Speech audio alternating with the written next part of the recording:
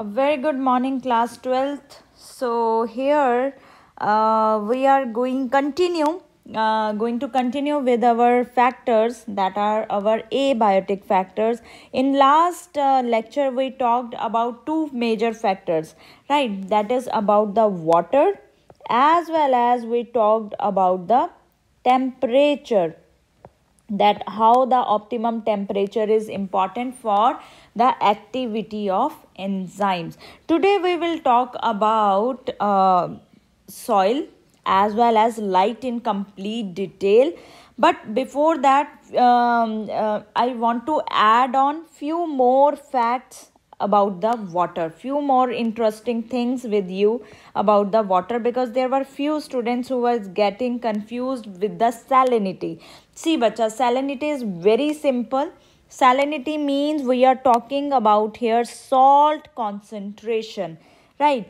And three types of water, there are three types of water in which you will find the maximum type of living organism. One is the inland water or fresh water, we call them, then sea or ocean, and third one is hypersaline lagoons. Inland water or fresh water is that water in which salt concentration is less than 5%. Right, salt concentration is very less. Sea or ocean is the water in which salinity is 30 to 35%, मतलब थोड़ी सी ज़्यादा हो गई है. Hypersaline lagoons in which salinity is more than 100% means they are hypersaline. So on the basis of these three type of waters, we have two different kinds of category of animals, that is the euryhaline we discussed last time and the stenohaline. We said the animals which can tolerate the high range of salinity. Now that is the you people ask me that ma'am how to remember the examples, right? See high range of salinity means जिसमें range बहुत ज़्यादा high है. Suppose why did we write migratory fishes there, because suppose there are few fishes who are moving from ocean to the fresh water.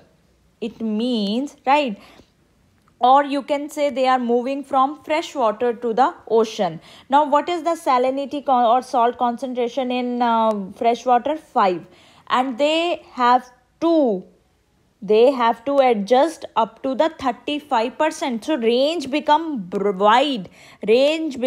wider. So those fishes which can tolerate a large wide range of salinity, they will come in euryhaline. So that is why we wrote migratory fishes like hilsa, then salmon. These are coming in the euryhaline category. Stenohaline, which survive in very narrow range of salinity. Suppose freshwater fishes, they will only survive where saline is less than 5%. Then sea ocean, those which live in ocean or sea, they will survive under the range of 30 to 35%. So that range is limited, right?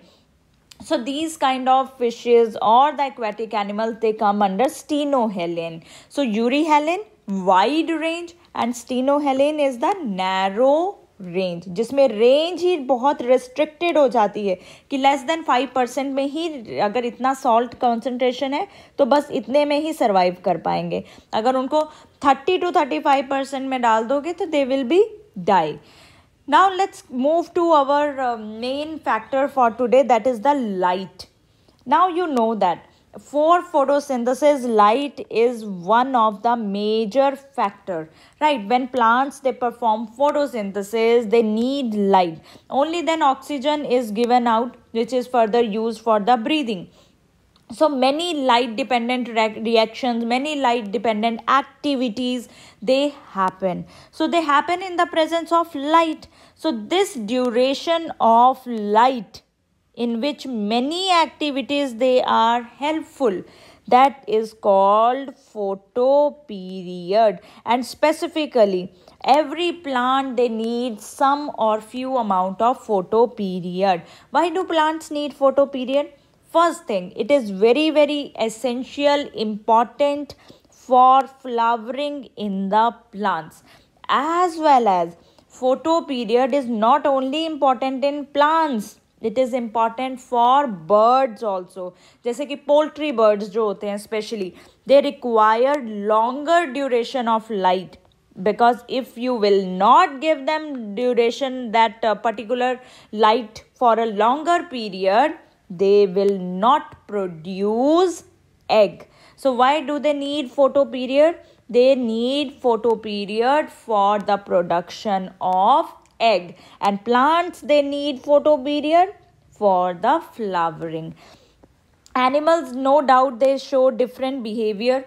You must have seen nocturnal and diurnal animals. Those who want light, those who can live in light, they try to prefer more active during the daytime. But those avoid light, lion, tigers, owl, they are more active during the night. They are called nocturnal animals. So diurnal and nocturnal. So temperature is not the temperature, light is a very, very important role in the plants to maintain the productivity, as well as photo period. The duration of the light is important for the flowering process in the plants, as well as for the egg production in the poultry birds. The last factor in the abiotic we have to discuss is soil. Soil is also known as edaphic factor, because see, last time we discussed about the soil water, which is in which we discussed three types: Hollard, which is about the complete water, then Cresard and Ecard. Right, one is Cresard, which is available to the plants, and then which is not available to the plants. Then in the soil water is very, very important. Soil air is very important. Particle size of the soil plays a very major role. In your experiment also, there is one experiment in which we talk about the water holding capacity of the soil. Am I right? And there is one experiment this time in which we have to talk about water holding capacity of the soil. How can a soil absorb much water, right? Suppose now if we talk about the particle size, silt, clay, fine sand, coarse sand. So depending on which particle is present in the soil, water holding capacity of the soil can be determined. How? Suppose if I take sandy soil, very fine sandy soil, right? Now particles, they are bigger. Jitne bigger particles, the air space will be more. Air spaces will be more. So in these air spaces, water holding capacity will not be there.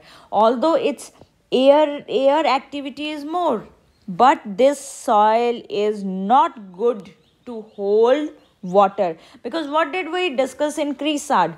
That water which is available to the plants, it is capillary water, and it is present between very, very thin gaps between the soil particles. Agar gap hi wider hai, to it means it will not hold water molecules. So gap, we don't need much gap between the soil particles. Clay soil and silt soil, in this water holding capacity is very good. So silt is the very good one, in which particle size is very, very less. Then clay, then fine sand, then coarse sand. This is the as we move to your right hand side, the size of the particle increases. Coarse sand has high size of the particle. pH of soil is very, very important.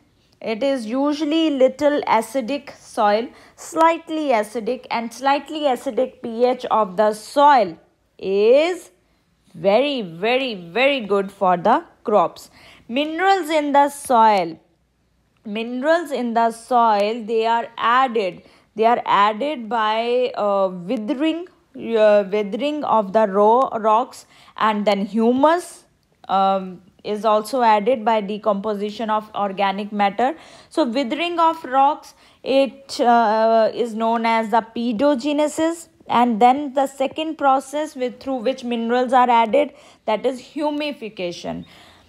Withering of rocks, they can be physical, that is by cracking, or by you can say contraction and expansion of the rocks by heating cooling method.